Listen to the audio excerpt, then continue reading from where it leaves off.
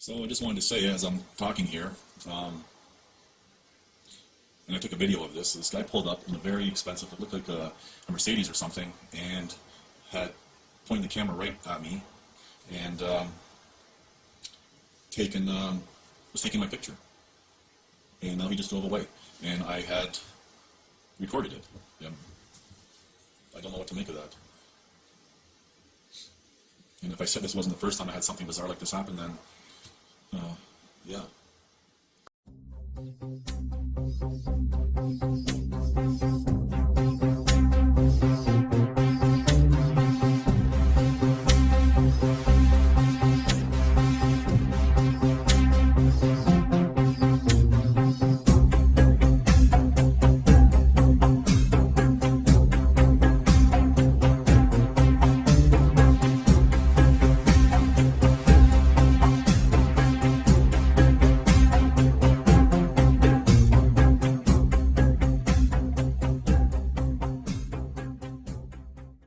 Hello, it's January 2025, and I lost count of how many times I've tried to make this video. So here I go again. Now, this video is inspired by a recent conversation I've had with someone. I've had this type of conversation with people over the years, and I've addressed the topics in these conversations directly in my older content and indirectly in my older content, and even hinted at things in more recent videos. And I'm going to take these conversations and put them into one simple question for simplicity. And that question would be this: why would I walk away from a path in life that would have taken me to the top of the hierarchy in society, civilization, whatever you want to call it? And that's actually a very good question, kind of summing it all up.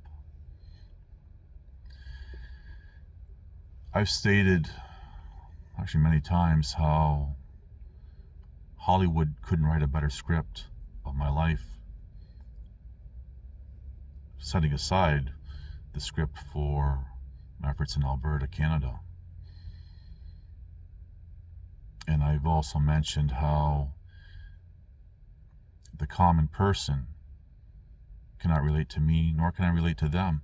And I walked away from a path in life where not only could I relate to these people and they can relate to me, but where I've had respect and so forth.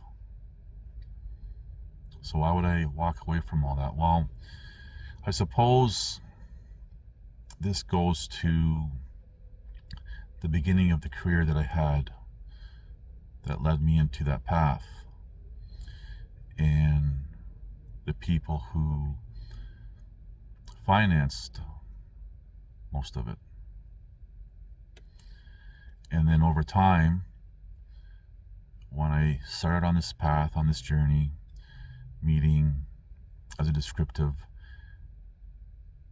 very influential people of the world, just to kind of put it all into one little term, there came a point where I did not want to compromise myself. I'll just leave it at that.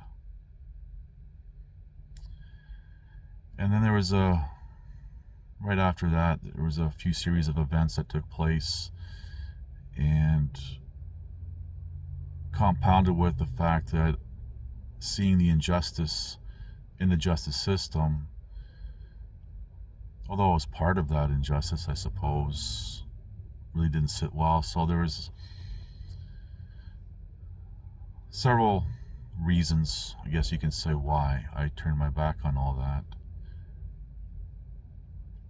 And you hear people, for example, and this is as a descriptive, talking about making a deal with the devil type of thing, and the price people pay when they try to walk away from it, or I suppose, at the very end of their path. And going back to the part where not being able to relate to the common person, or them not being able to relate to me, and being called names, ridiculed, mocked, blocked, banned from groups, all these things, it really emphasizes to me that none of it was worth it. My life would have been so much different, I've said this before, if I would have followed that path, but I didn't. And when it comes to first-hand knowledge, everything that I share is first-hand knowledge, and when I can, I support it with independent evidence. And when you look at these truther, freedom awake types, how they're sharing at best second-hand, third-hand, fourth-hand knowledge, or even misinformation, disinformation about stuff, or they say, oh, I could believe that, and they try to find ways to relate, for example, to me. They haven't walked where I've walked, guaranteed. Now, I'm not saying I'm anyone special, I'm not. But I suppose I do understand when people do meet me, especially the way that I've been living for the past decade. Like, who are you to know, or, you know, maybe even some people think that I'm full of it. But if I'm full of it, then why would events like you see in the overlay beside me here take place if I'm nobody, or I'm full of it? And that event wasn't the first of its kind, nor the last. And the key is, when did that all really begin? Those kind of events you see beside me. I've talked about myself personally, professionally, paths that I've walked, a lot of different things, trying to be as transparent as possible, which is difficult to do because I don't even know how to say, we all want to have a mystery about us, but I've shared a lot about myself and what I know. But the real frustrating part is when the common person doesn't want to listen. So all the sacrifices made were in vain. And that's all I really want to say after, again, many takes and everything else. The common person can't recognize when somebody actually comes along and tries to help, and when someone comes along and is actually trying to do something. And I've said it even in recent videos, this is why when you see these freedom types and protest of rubber types and everything else, people will run to support them because they can relate to their character and what they're doing. But they can't relate to someone like myself.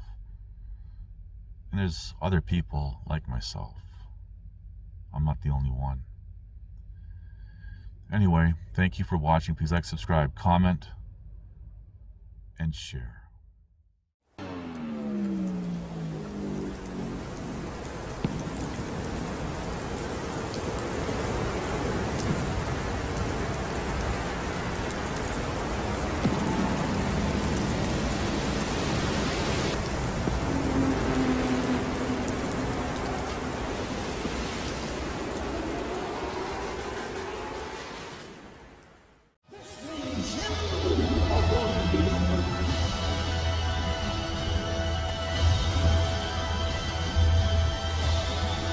Listen to this and write it down if you can't remember it.